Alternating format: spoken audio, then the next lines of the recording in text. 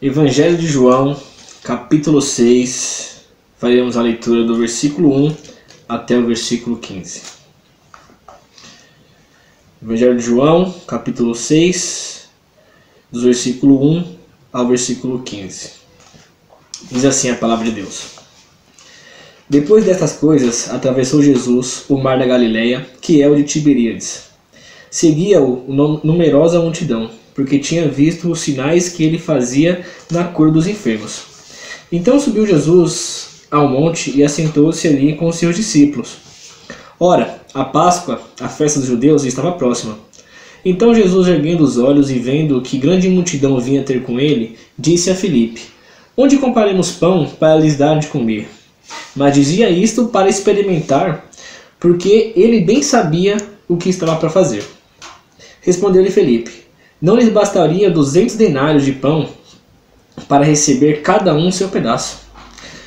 Um dos seus discípulos, chamado André, irmão de Simão Pedro, informou a Jesus: Está aí um rapaz que tem 5 pães de cevada e 2 peixinhos. Mas isto que é para tanta gente?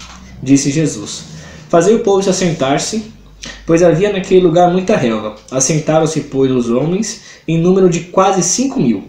Então Jesus tomou os pães e, tendo dado graças, distribuiu entre eles, e também igualmente os peixes, quanto queriam. E quando já estavam fartos, disse Jesus aos seus discípulos: Recolhei os pedaços que sobraram, para que nada se perca. Assim, pois, o fizeram, e encheram 12 cestos de pedaços dos 5 pães de cevada que sobraram aos que haviam comido. Vendo, pois, os homens o sinal que Jesus fizera, disseram: Este é verdadeiramente o profeta que devia vir ao mundo. Sabendo, pois, Jesus que estavam para vir com o intuito de arrebatá-lo para proclamar rei, retirou-se novamente sozinho para o monte. Oremos.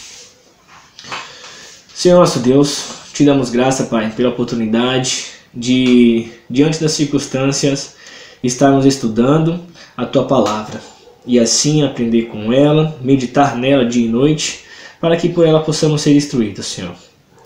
Diante dessa palavra de hoje, Senhor, do Evangelho de João, e com esta palavra, que o Senhor possa nos instruir a como devemos seguir o Senhor, o que devemos te pedir, quais devem ser o nosso desejo, os nossos intuitos em seguir ao Senhor. Que o Senhor possa nos exortar e instruir, Pai, através da Tua palavra. E que seja somente a Tua palavra, Senhor. Nada de homem, ou que algum possa dizer, e que algum possa tentar, Pai, se ludibriar. Mas que a Sua palavra venha ser a única, Pai, maneira e manual de fé e prática para nossas vidas. Que o Senhor nos abençoe, hoje e para todo sempre. Isso em nome de Jesus. Amém.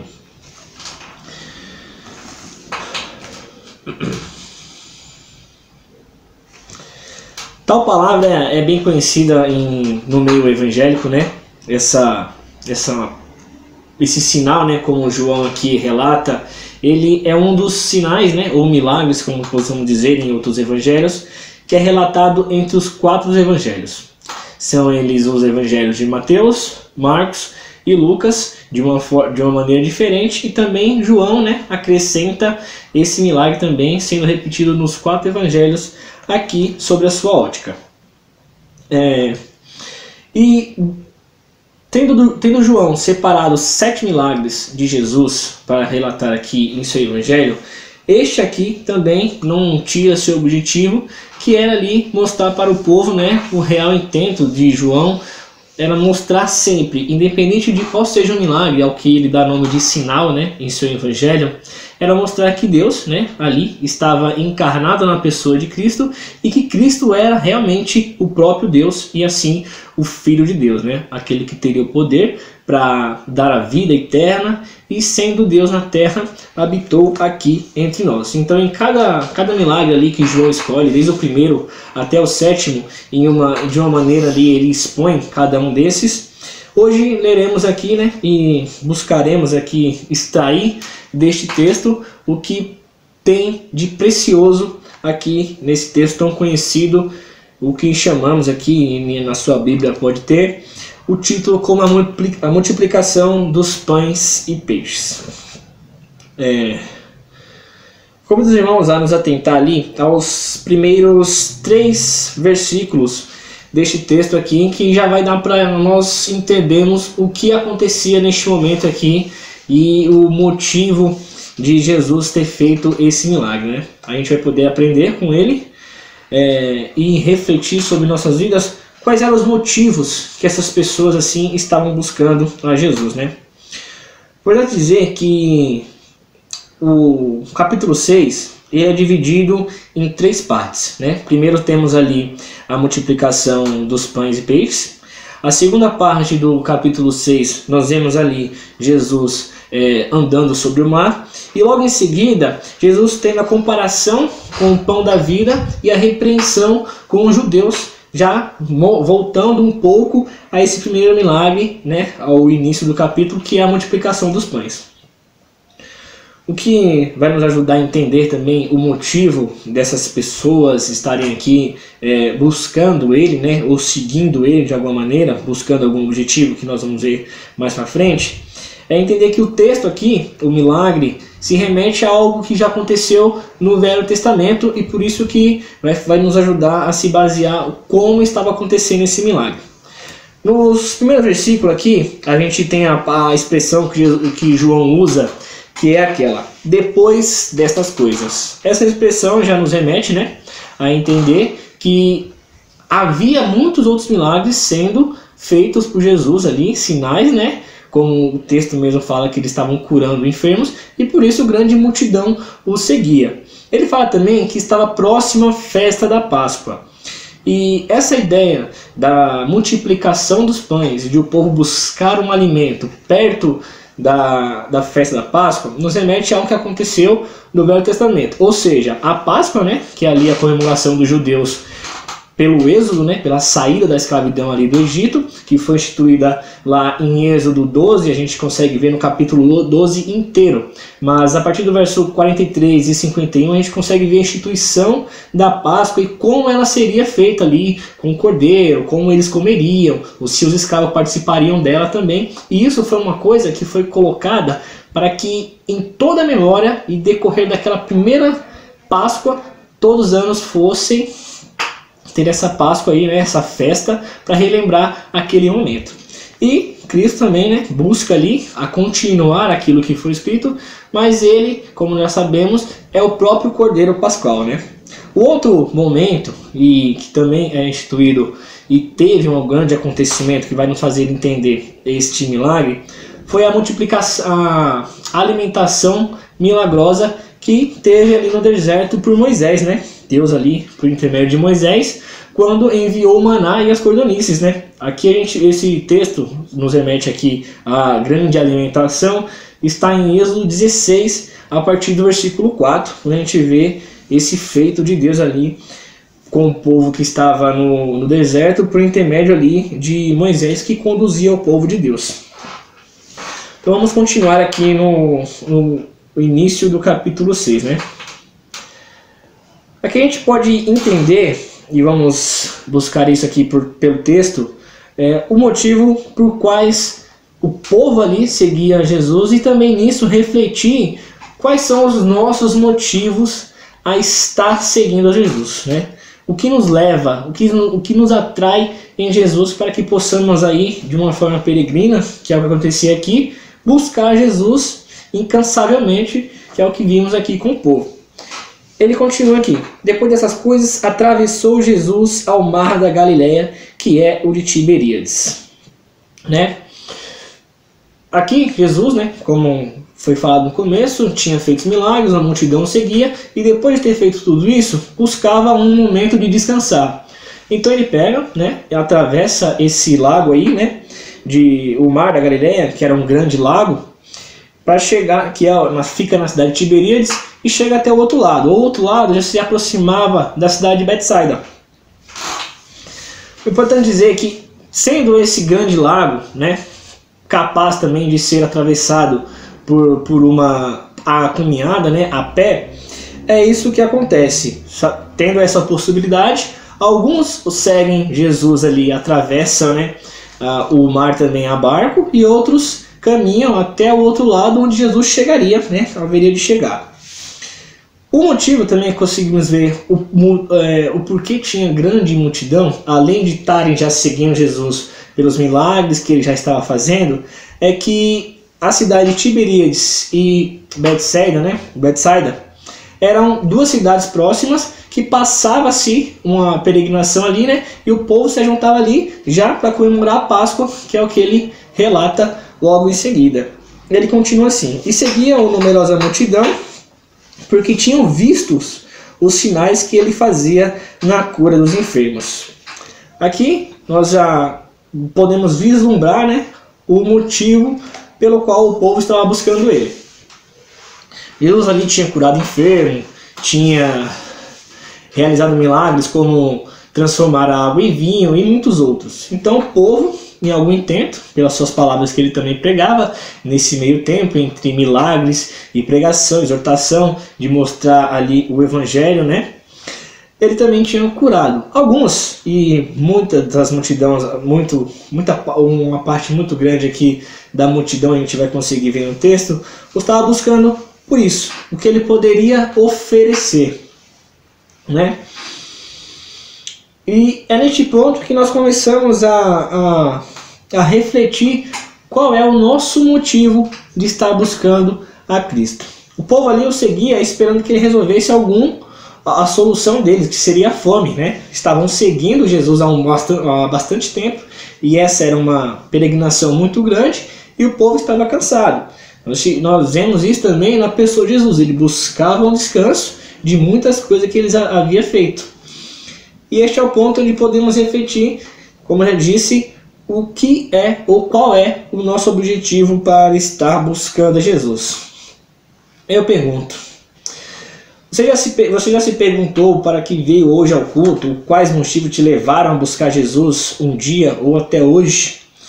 Neste relato a gente vê que não é diferente dos nossos dias, né? Alguns necessitam de algo material e buscam ou vão atrás de Jesus em momentos de dor, né? E a gente vê isso no nosso cotidiano hoje, a busca insaciável ali para que venha a ser saciado algo material, algo momentâneo, e não aquilo realmente que Jesus nos promete, e vemos isso em toda a Escritura Sagrada. Desde os profetas antigos e no Novo Testamento, a gente vê assim através dos apóstolos a pregação do que realmente importa, que é a vida ali de Jesus, o seu evangelho, a promessa da vida eterna e o grande feito ao qual ele nos atraiu, que é a morte na cruz ali, que foi capaz de nos redimir dos nossos pecados e nos reconciliar com Deus novamente. E nesse ponto, quando podemos refletir um pouco ao qual é o nosso intento em buscar Jesus, não glorificamos a Deus nessa busca. Temos sido banhados aí de inúmeras fontes de todos os lados por uma teologia da prosperidade, onde os ensinos de Jesus são deturpados, são trocados para que o que Jesus pode lhe oferecer, né? E esquecemos que a glória de Deus vem em acontece e está mais plausível, vamos dizer assim, se podemos usar essa palavra, o quanto nós se saciamos nele e não em ser satisfeitos por ele. Jesus não tinha obrigação nenhuma de nos dar algo, de oferecer algo a nós. Ele simplesmente deveria ser e deve ser a nossa fonte de satisfação. Satisfazer em Deus, em Cristo, e não porque Ele pode servir. E essa teologia da prosperidade, muitas coisas que nós temos aprendido hoje aí, de forma errada, nos leva a pensar dessa forma, que buscamos a Jesus, buscam a Jesus, e isso está a todo lado pelo que Ele pode oferecer. Quando precisamos de algo, vamos até Jesus, seguimos, e outras igrejas colocam as suas campanhas, e por aí vai, prometendo algo onde Jesus é um mordomo e nos serve, onde nós precisamos de algo, e assim Ele vem nos servir com aquilo que queremos, que é o nosso objetivo, e não realmente aquele objetivo de se saciar em Cristo pelo que Ele simplesmente é, e somente nisso. Neste ponto a gente consegue verificar o porquê e da grande multidão, além de estar ali, né, o que é o que a gente vai explicar um pouco mais à frente, o motivo daquela multidão estar ali, o porquê tinha tantas pessoas, mas bem claramente o objetivo do povo era saciar, né, e ter uma resolução da fome que passavam, de enfermidades que tinham, sem buscar realmente quem era Jesus e o porquê Jesus estava ensinando e veio ao mundo, e o que é o que João sempre nos leva com clareza e objetiva, que é compreender que Deus ali, né, está encarnado em Jesus Cristo, e ele é o próprio Filho de Deus, sendo ele o próprio Deus Todo-Poderoso e dono, né, o que é o único que pode dar a vida eterna. Quando continuamos aqui, já para a segunda parte, que iremos aqui compreender e tentar refletir sobre a nossa vida, quanto à nossa incredulidade.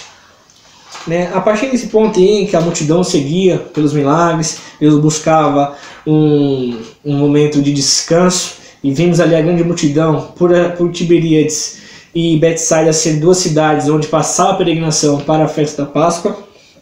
Jesus, no versículo 3, diz assim: Então subiu Jesus ao monte e assentou-se ali com o seu discípulo. Ora, a Páscoa, a festa dos judeus, estava próxima. Então Jesus, erguendo os olhos e vendo que grande multidão vinha ter com ele, disse a Felipe: Onde compraremos pão para dar de comer? O importante, e peço aos irmãos que façam essa reflexão, que todo milagre que Jesus foi realizar, sempre ele tinha um diálogo antes com uma pessoa, né? Quando foi ali transformar a água em vinho, né? Que ali nas bodas do casamento, ele teve um diálogo com Maria, né?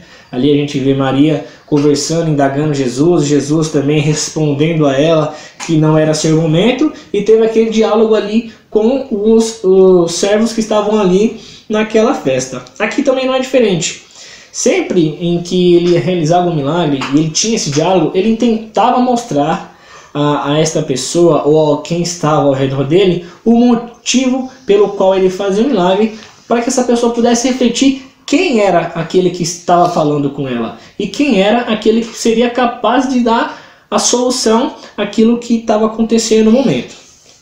Aqui, quando Jesus se depara, né, depois de tentar buscar um lugar de descanso, e se depara novamente com a multidão que o seguia, ele se compadece da multidão, né? Viu que ali agora seria uma imensa multidão, que ele não conseguiria descansar novamente, que era o seu intento. Descansar, no caso, que era o seu intento. Então ele chama Felipe, e aqui é um ponto crucial, porque Felipe era da cidade de Betsaida. Então Felipe, sendo discípulo ali, né, de Jesus, ele o chama e o indaga: onde poderíamos comprar pão e comida suficiente para dar a este povo? Mas essa pergunta que Jesus faz a Felipe, aqui a gente vê no versículo 6, e diz assim: mas isto dizia para o experimentar, porque ele bem sabia o que estava para fazer, né? Jesus abre mão de saber o que Jesus aqui ele indaga Felipe, né, por ser da cidade de Betsaida e poderia conhecer a cidade, e pergunta para ele onde a gente pode comprar comida para dar para todo esse povo. Mas ele pergunta isso a Felipe já sabendo o que ele ia responder, né, e tendo a ciência ali do que ele poderia fazer. Mas ele busca isso, como eu disse antes, o motivo que ele faz o diálogo com as pessoas antes do milagre, é de ver qual seria a resposta de Felipe, visto que estava diante do Deus Todo-Poderoso. E a resposta de Felipe é uma resposta incrédula. Isso não é diferente em nossas vidas hoje. Felipe responde assim: respondeu-lhe Felipe: não lhe bastariam 200 denários de pão para receber cada um o seu pedaço.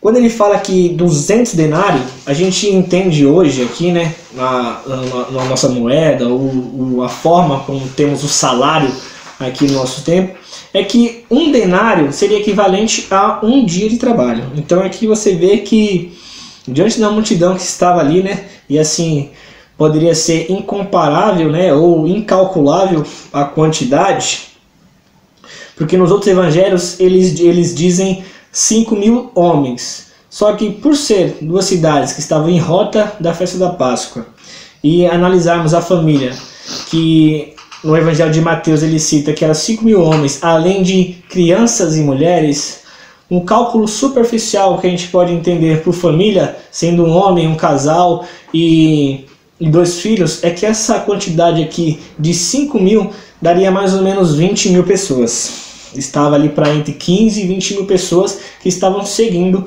a Jesus.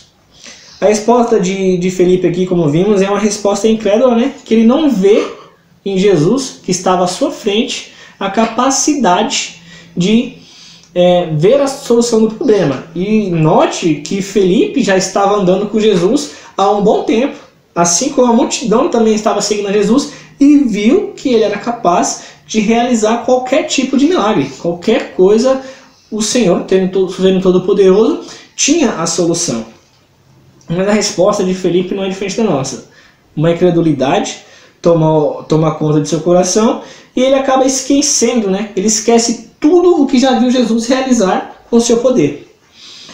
E essa é a resposta que sempre temos na ponta da língua, uma resposta limitada, né? Tudo que se dá a nossa razão e o nosso intento, não acreditamos no que Jesus pode dar ali a solução do caso. Isso independente, seja apesar das nossas razões humanas, um pensamento limitado do que pode acontecer, nós que fazemos os projetos, né? E temos o ceticismo, né? Uma incredulidade do que Deus pode fazer. Logo após a resposta de Felipe, nós vemos outro discípulo que, de uma forma mais ousada ou sem fé também, ele dá uma resposta ali, tenta achar uma solução, né? Felipe tentou achar uma solução aqui, falando que seria impossível alimentar todo aquele povo, né? Porque seria necessário muito dinheiro e esse dinheiro eles não teriam ali em seu poder. André, um pouco mais ousado, vamos dizer assim, ele chama Jesus, né? Diz assim no versículo 8: um de seus discípulos, chamado André, irmão de Simão Pedro, informou a Jesus: está aí um rapaz que tem 5 pães de cevada e 2 peixinhos. Mas isto, o que é para tanta gente? Aqui, na própria resposta de André, ele já coloca a dúvida, né? Ele tenta ser ousado, né? Ele leva a Jesus 5 pães e 2 peixes, ali um rapaz que tinha 5 pães e 2 peixes, mas ele pergunta: mas o que é isso aqui diante dessa multidão que está nos seguindo? Sabendo que Jesus, ali após ter esse diálogo com os dois, né, é o Todo-Poderoso para realizar milagres, e é o que nós estamos vendo aqui agora, né, o momento, a preparação do milagre e como a nossa incredulidade está em colisão com isso, né? Deus Todo-Poderoso, aqui na pessoa de Jesus, tem todo o poder para dar a solução para tudo, né? E nele não depositamos essa fé, né? Damos lugar à incredulidade, assim como Felipe fez, e assim às vezes de uma forma mais ousada André fez, né? Colocando diante de Deus ali, diante de Jesus, alguma circunstância, esquecendo que Deus é aquele todo-poderoso, né? Jesus aqui sendo o próprio Deus, é o todo-poderoso que pode dar solução a qualquer coisa. Esse sentimento e essas respostas que os discípulos deram é o que acontece em nossas vidas hoje, né? Apesar de, tanto pela fé nas Escrituras e vivenciar, né, atos de Jesus em nossa vida, ter testemunhos, né, do que Jesus fez em nossa vida, ali crendo na palavra, que fomos justificados ali pelo teu sangue, que ele pagou um alto preço, nos perdoa ali, né, e nos chamou para Deus, algo que é inconcebível para a mente humana, ou que é impossível para o homem fazer. Mesmo assim, diante de situações que ocorrem em nossa vida, seja de saúde, seja emocional, seja financeira, ou de alguma calamidade ou doença que está na nossa vida, nós não cremos que aquele que verteu seu sangue na cruz que perdoou a humanidade, né, aqueles que ele chamou ali, seus eleitos, não é capaz de dar solução àquele nosso problema.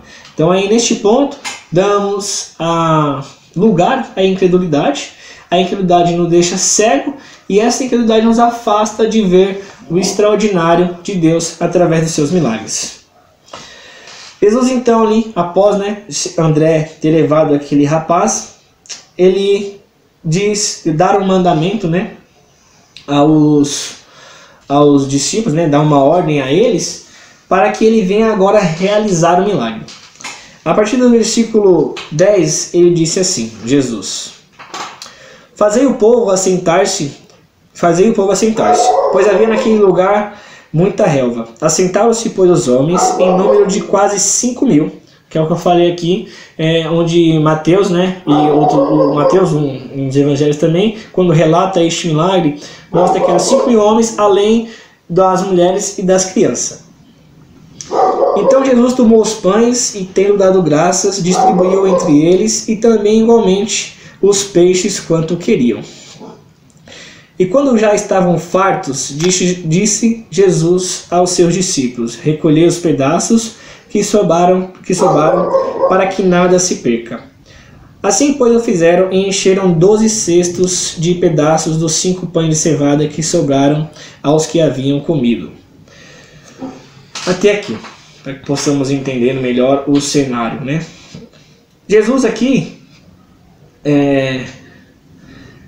realiza então, né, o que o povo estava buscando, né?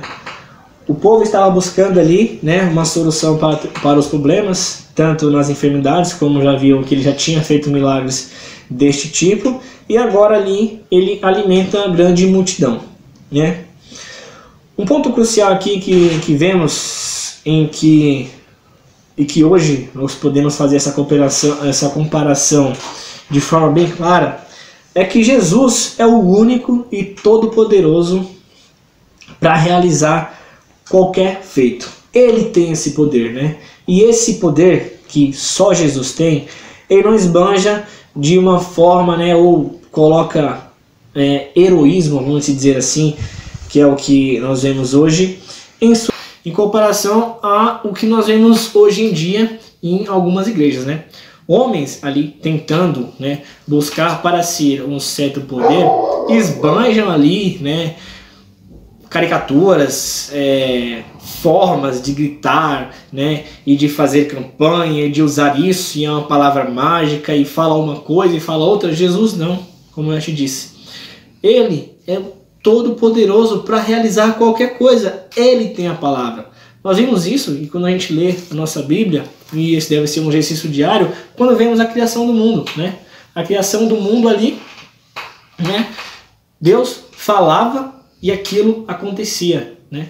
Outro milagre que vimos da cura do filho do centurião, ele fala e isso acontece, né? Aqui não é diferente. Ele não precisa fazer nenhum show, como estamos acostumados a ver, né, em algumas igrejas que tentam, né, mostrar esse poder, e as pessoas enganadas, sem conhecer a palavra, são levadas a isso. Ele só fala, ele fala e o que ele fala acontece, né? Aqui, de uma maneira muito simples, ele pega os pães, abençoa, né? Pega os peixes também, abençoa e sem showzinho nenhum, ele começa ali a dividir, né? Rasgar aquele pão ali, como a gente levar alguém que já conhece os povos mais antigos, assim, pode lembrar que o pão de cevada era aquele pão grosso ali, o que a gente pode comparar hoje, vamos dizer assim, a um pão sovado, algo que você podia rasgar. E o pão de cevada era aquele pão das pessoas mais pobres ali na Galileia, isso era muito normal.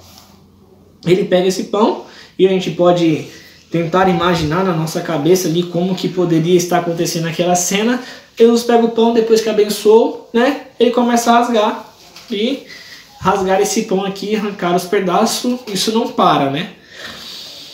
E ele consegue ali, né? Ele realiza este milagre e pede então que os discípulos peçam para que o povo sente, assim para melhor organizar. Então ele leva esse pão para essas pessoas, né? saciam, né, assim, com pão, e depois ali também com os peixes. Todos comem.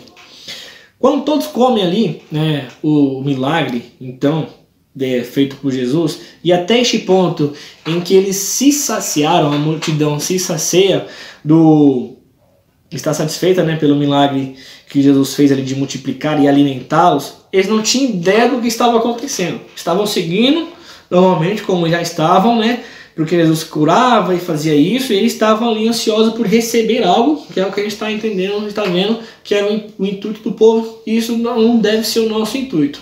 Até este momento o povo não estava entendendo nada, né? Não se deram conta do que estava acontecendo ali, o que era aquele milagre e sobre o que eles poderiam refletir para as suas vidas, né? E reconhecer, como é o objetivo de João, que Cristo é o Filho de Deus, né? O Todo-Poderoso, soberano sobre todas as coisas. Até este momento eles não tinham dado conta o que seria isso. Um ponto que devemos ressaltar aqui nessa parte da realização dos milagres, né? Quanto aos nossos anseios e desejos errados, é o que Jesus relata aqui no versículo 15, né? Eu vou ler aqui para vocês do 13 ao 14, eu vou explicar o que estava acontecendo.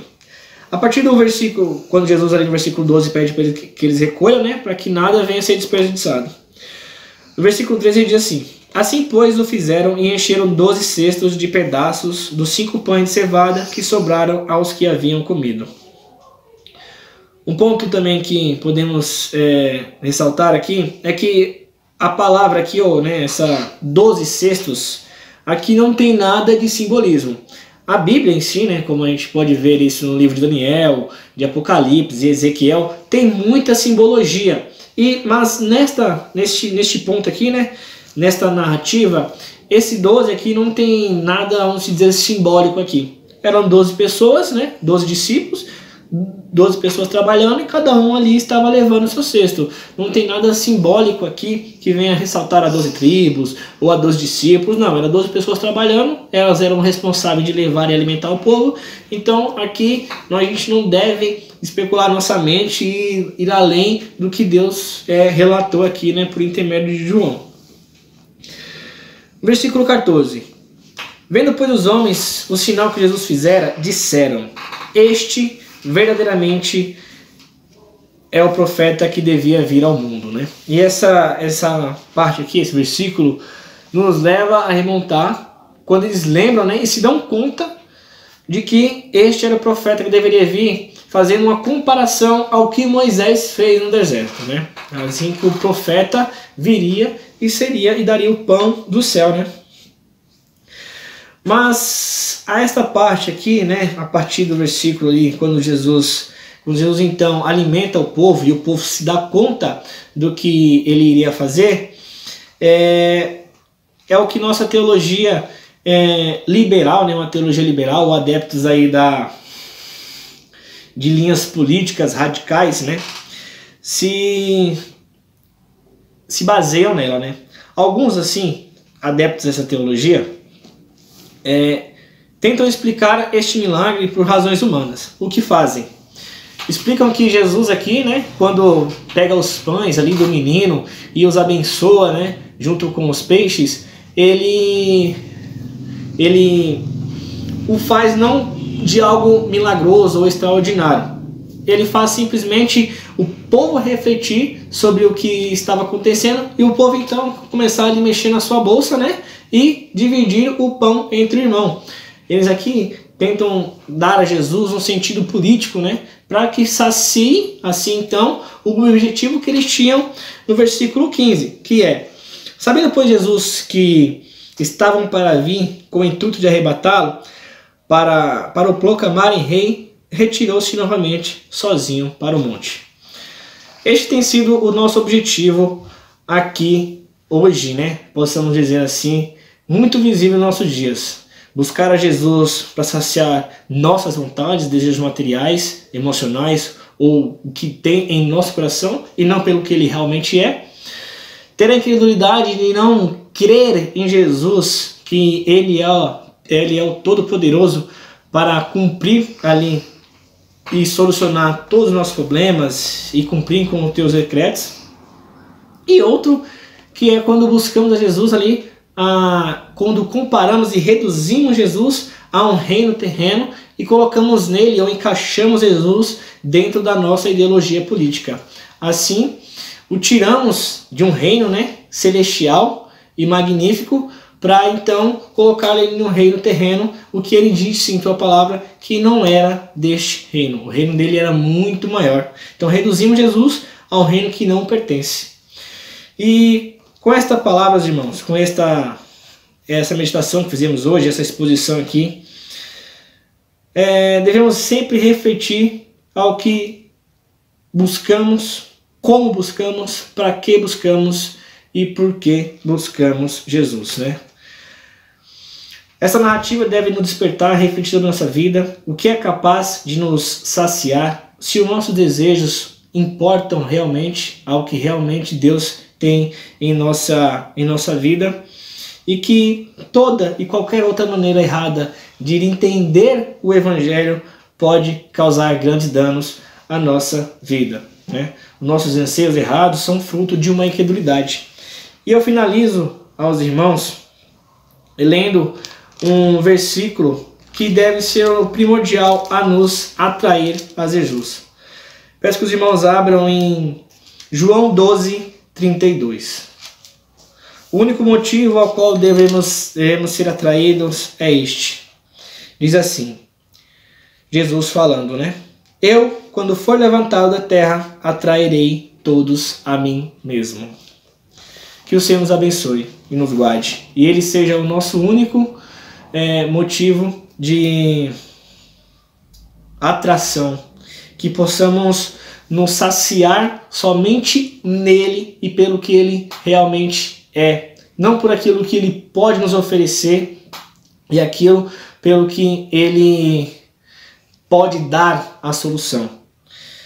Sabemos que confiando em Jesus, confiando no Filho de Deus, teremos a calma, a paz que excede todo o entendimento.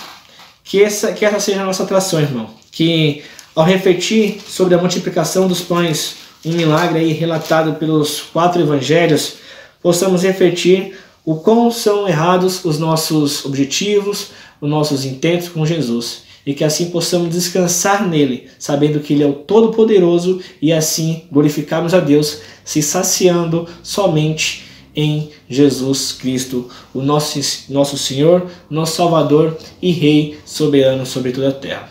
Que Deus nos abençoe.